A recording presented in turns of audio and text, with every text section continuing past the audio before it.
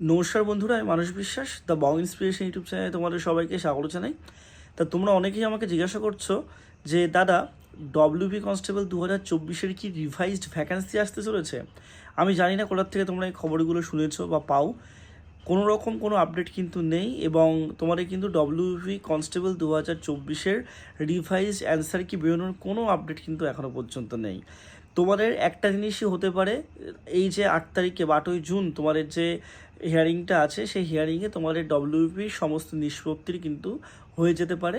তারপরেই তোমরা দেখতে পাবে যে জুলাই বা জুন মাসের দিকে শেষের দিকে বা জুলাই মাসের প্রথম দিকে তোমাদের কিন্তু রেজাল্টটা বেরিয়ে যাবে।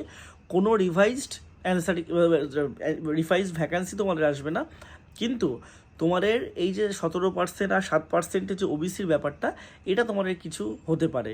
তা তোমরা এত টেনশন করো না, যাই হোক না কেন, ঠিক আছে, পিআরবি জিতবে, কোনো সমস্যা নেই, এবং তোমাদের পক্ষেই সেই জিনিসটা যাবে। সবাই সুস্থ থেকো, ভালো থেকো, চ্যানেলটার সাথে যুক্ত থেকো ফার্দার আপডেটের জন্য।